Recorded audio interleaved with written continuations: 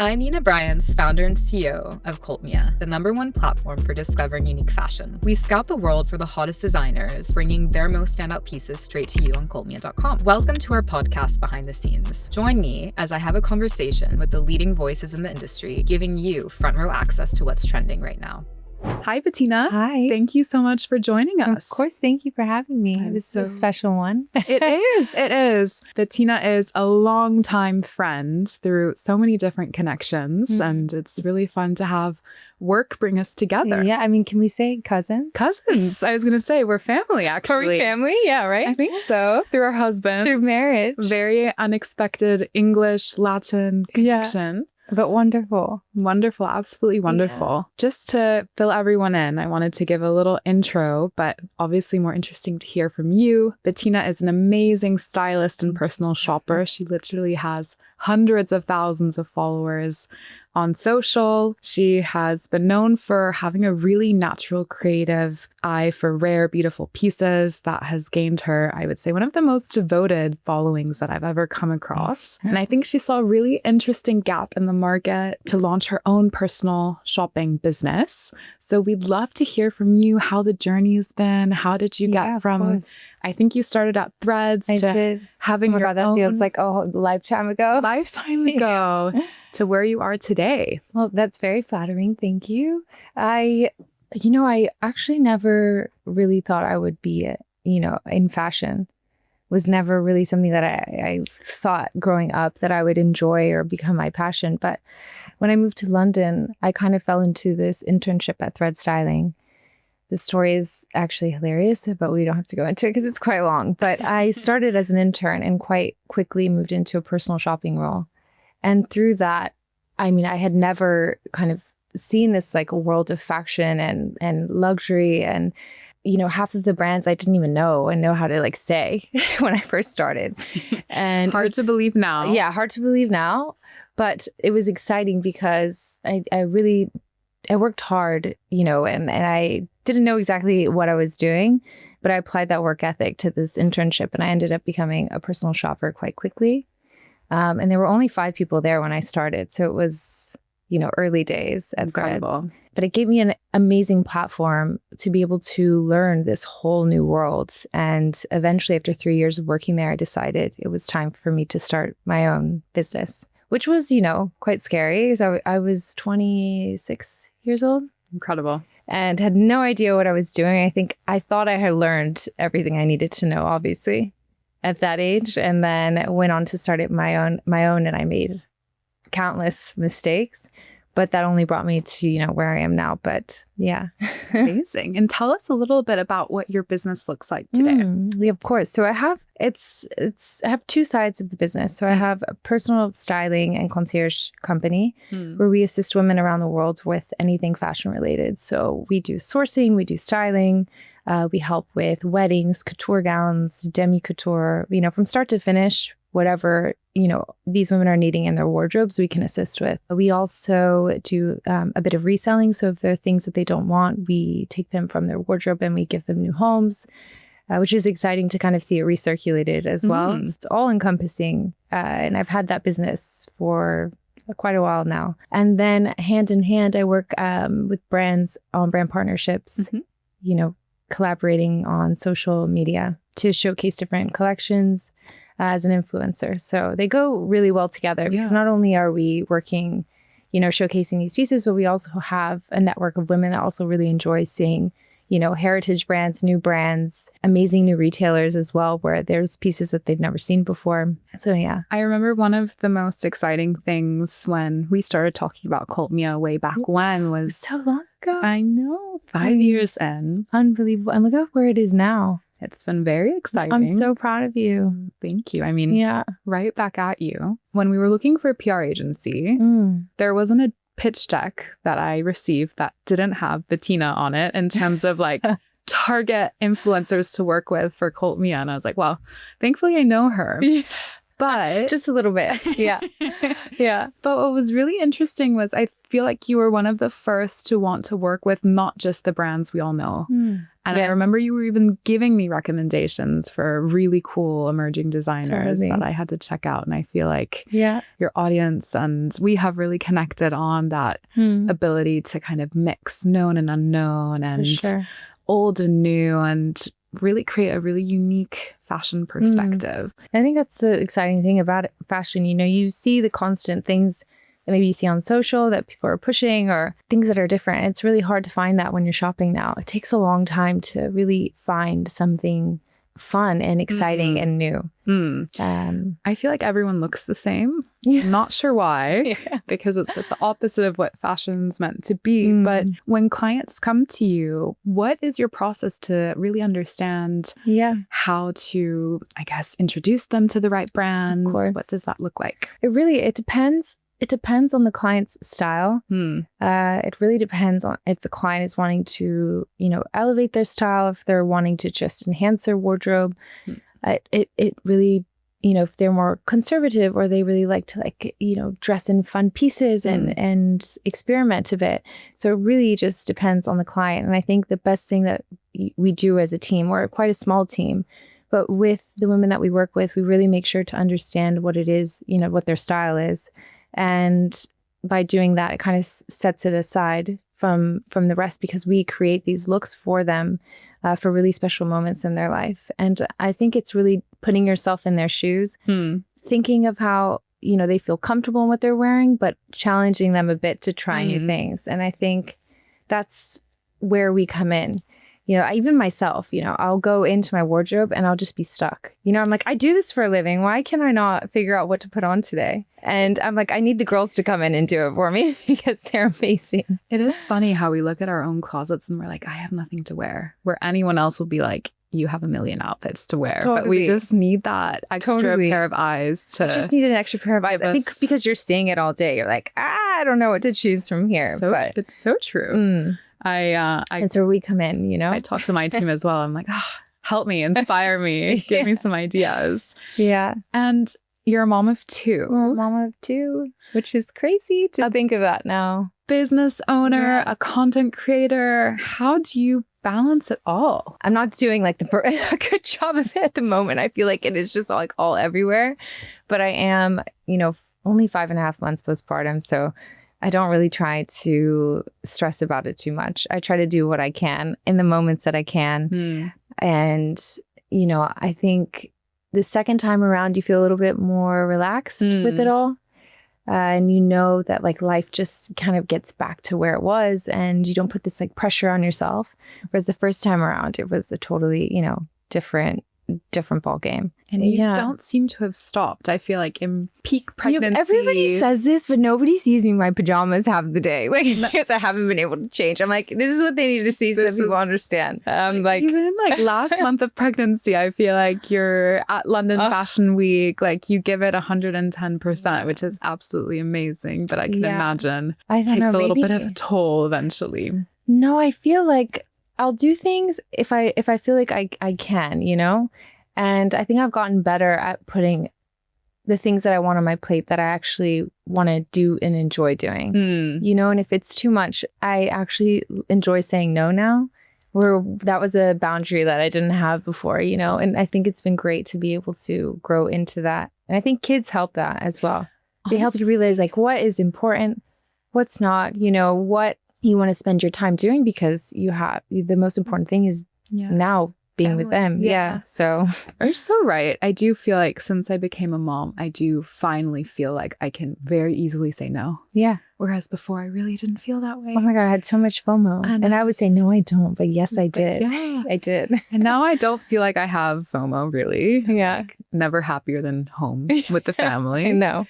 And 3, I feel like everyone just understands, right? And you're like, actually, it's okay that my priorities change. Totally. It doesn't mean I've disappeared. No. And what's lovely about it is that you figure out this whole other side of yourself, which has been, I think, one of my favorite parts about motherhood, you know? And speaking of this new side, I know Marie Claire named you as one of the coolest moms out there. I don't even know. Whatever that means. Whatever that means. It means you're doing something incredible. But how do you feel like your style has evolved as you've become a mom? Yeah, honestly, I think now when I look at the pieces in my wardrobe, and we're moving house right now, so I've been looking at the things that I've had in there for years and what I kind of want to change. And I want to wear things that are a little bit more elegant and really easy to throw on. But that when I put it on, it's a still a statement, but I can wear them with my kids around as well.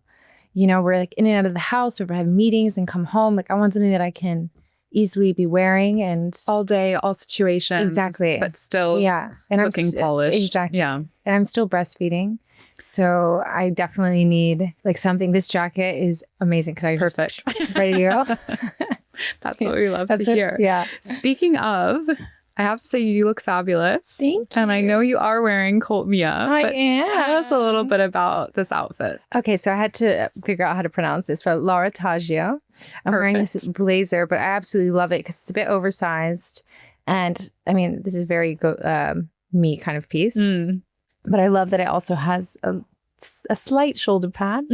And it's more of a boxier look, which I think is quite nice to pair with, an oversized trouser. So it makes it relaxed, but also really comfortable as well at the same time. And that's what I love about Cult Mia is that you can find, I wouldn't be able to find this, I feel, going into Heritage brand, walking into the store.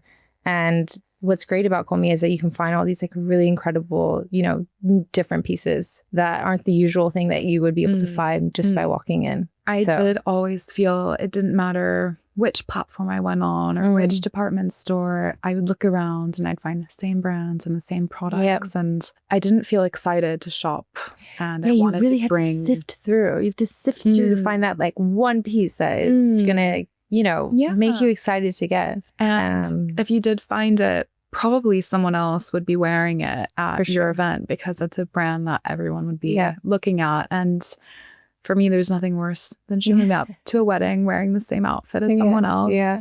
And I really wanted to bring that excitement and discovery back to shopping, which I feel kind of disappeared. Yeah. And speaking of discovery, you pulled together a beautiful edit for us. That was so fun. Can you tell us a little bit about what got you excited or kind of the vision behind it? Well, I think what I do when I'm looking for something for myself is, I love a blazer, but I like a different version of a blazer. I always go for something that has a bit of differentiality to it. And when I was on Cult Mia, there was this one particular dress. There is a brand that you have on the website called Monatre. And I saw this almost like ruffled, beautiful ivory dress. And I thought that would be a really great piece to showcase because you do a lot of evening wear, which I think is something that, is specific to Cult Mia, that you can go there for those really special pieces. And it was one of my favorite pieces that I saw on the website. So I decided to start with that. Beautiful. Yeah. I think you're right. A lot of people do now know us as like the place to go to for evening wear, for event wear, because again, like when you do want to find something statement and stand out, it just becomes so much more difficult. For sure. Do you have a favorite Cult Mia brand at the moment? Oh, that's hard. I have to say this brand that I'm wearing, this brand is incredible. You have another brand called Demi by Gabriella, which I absolutely love. And you and everyone else. She has been trending like crazy. Top selling brand. Amazing. Across so many different pieces. But the fit, I feel like on so many different bodies is perfect and stunning and comfortable. And it's really, they're elegant, they're really elegant pieces that you can wear if you have something really special on, but don't want to be too overdressed. Yeah. Which I really like about it. Absolutely. And really good price point too. For sure. For like a nice tailored suit as well. I love everything. Yeah. No, she has done very, very well with us. It's been really exciting to see the brand take off. And we can kind of really easily see brands that can become shooting stars and hopefully some of the next big names in fashion in the years to come. I feel like. But how amazing that you have thought here first. Yeah. You have a platform that can kind of create that for these younger brands, as well as being able to showcase the type of revenue and sales that you can bring forward for having them on Cult Mia. Yeah.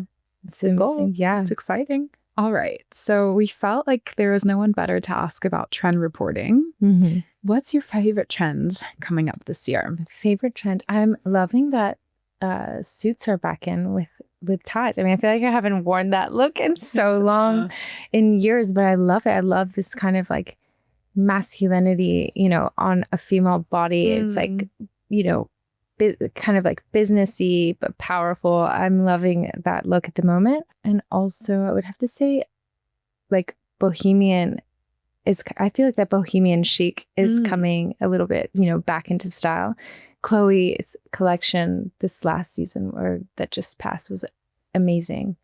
And I feel like that's quite you as well. Yeah, that's in the like right setting. That's like the Ocala in me, I think. Yeah, I think so. Bringing me back. Perfect. Yeah. Perfect for Miami vibes Totally. very soon. Totally. Amazing.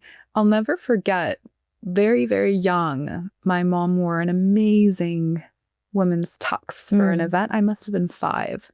And that image of her in it with the bow tie and everything like really struck me. I've always felt also like that masculine, but in a really elegant, feminine way is so unique and different. And refreshing. And look, you remembered it. Yeah. Literally, it's one of those looks. Like I feel like we all have looks we remember from our parents from like a young age. And that to me was like a standout. Oh, yeah. Oh, the dress that I always remember my mom in would be a top seller on Cult Mia. It would be perfect for Cult Mia. Tell us about it. It's a black velvet gown, and it kind of looked a bit Saint Laurent. Okay. And there were no straps. And then at the very bottom, it kind of like pulled out a bit, but just fishtailed at the very bottom. But the way that it was pleated, just the detailing on it, and she looks amazing.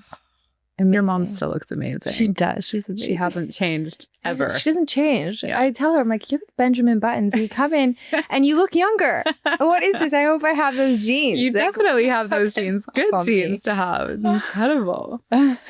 What trend do you think needs to be retired this year? Oh, that's such a tough one because you say that and then in 2 years' time, that's what everybody's wearing. Oh gosh. So I think they don't retire. I think they just like kind of, you know, resurface. Yeah. After a bit of time. You're so right.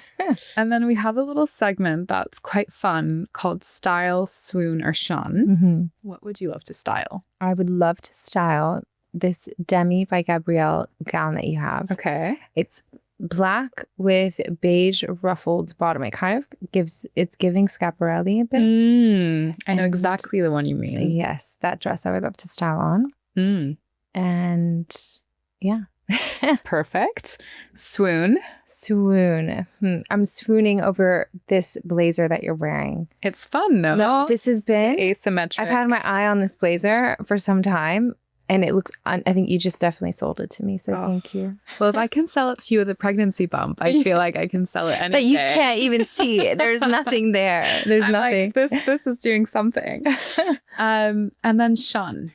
Trickiest one. So tricky. I think shun things that when, you know, you put them on, they don't make you feel 100%. You know, you want to make sure that what you're feeling makes you feel good, and you look at it and you're like, okay, yeah, this makes you feel the best version of myself when you're going out. And those that don't, you know, lift you up. Yeah. Repurpose them or resell them. Yeah. With the Bettina Looney edit. With us, of course. Perfect. Yes, please. I find that a lot of times, and maybe this goes back to the trend chat we were having, I used to find I needed to keep up with all the trends. And then I realized like not all the trends are for me. They can be cool, but they're not for me. And if they aren't making me feel better or look better, totally. Why am I wearing them? I think that's what's, you know, that's what with social media, you obviously have so much being shown at you. You're seeing so much in such a quick amount of time. And you think, you know, oh, maybe this will look good on me. Maybe this is what I need to be wearing.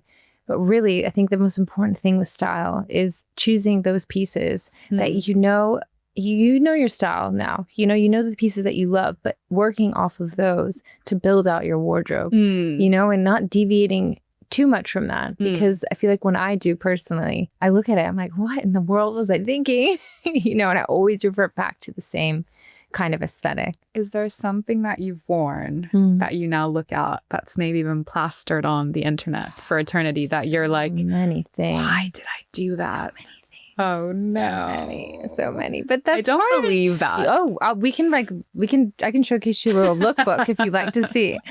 No, but also I think it's fun to see because it was like the evolution of me experimenting with so many random, things, like wearing these printed, embroidered dresses with a button down underneath and like funky boots.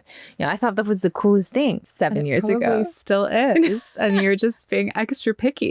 I'll show you when we finish up. I'll send you the photo. We'll do a whole analysis. Yeah. And then one final reflection as we wrap up. If you think back to Bettina at 21, is there something that you wish you'd known when you started your career? Yeah. What advice would you give your 21 Definitely. self? I would tell myself that, I think in the beginning when you're making a big jump into a new career and world, that, take on and learn as much as you possibly can from it. And if you do and you want to start your own business, just to make sure that that there will be hiccups at the beginning and you'll feel down about it and you'll think, should I be doing this? If you push through, those hiccups will help you build, what you're starting to work on. And I'm sure you've seen it with Cult Mia starting, and I think working through those are what make you just stronger and able to kind of, persevere. So I couldn't agree more. And I feel like we always see the end result, but we never see the journey or the process. And for sure. Most people don't even talk about it, right? You only kind of showcase what's gone well. Yeah, totally. It's work, right? Yeah. That's why it's called work. That's why it's called work. Yeah. I know. I'll never forget. I came to London when I was 23. And, I came from, my parents didn't have the means to bring me here to London. I graduated from university. I had never been out of the United States really. And I really wanted to push myself and save up money and do this whole adventure. My parents were like not on board. So I had to do it all myself, after putting myself through university. And it was the only time that I thought, this is the only chance that I get to experience something really different. And I moved to London on a whim. And I think, not letting people tell you no and just try everything. Just try it, and you never know what can come from it.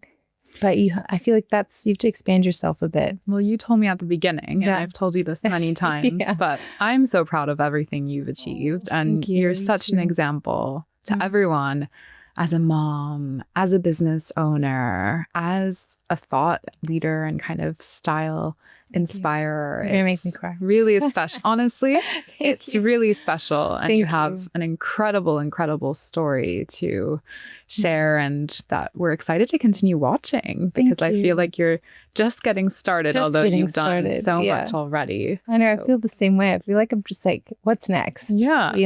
So many good things are next. And we'll be keeping our eyes on everything that you do and cheering you along. And thank you so much for joining us today. Thank you for having me. It's been so lovely. Really. And Cult Mia is fantastic. And I'm so proud of you as well. Seeing where it's grown from where it was to now. And you're doing so many incredible things. I mean, from when it started to the amount of brands that are on your site now is just... It's wild. I know. It's wild. I remember, I just said... We wrapped up, but one last little thing. Yes. I remember you must have been one of the very first people I reached out to when I had the idea of Cult Mia. Totally. You gifted me something from one of the first brands that you onboarded. Brands, and I was like, I wonder what Bettina will think about this idea of showcasing emerging brands. And you were like, yes, we need that. We need that. We need more of this. So thank you from the beginning. Of course, I'm still here. I'm not going anywhere. Die-hard fan. Yeah. Okay. Thank you. Thanks so much for joining us. Discover all the amazing brands we discussed at cultmia.com. We love to offer behind-the-scenes listeners an exclusive discount, BTS Pod, 10% off your next order.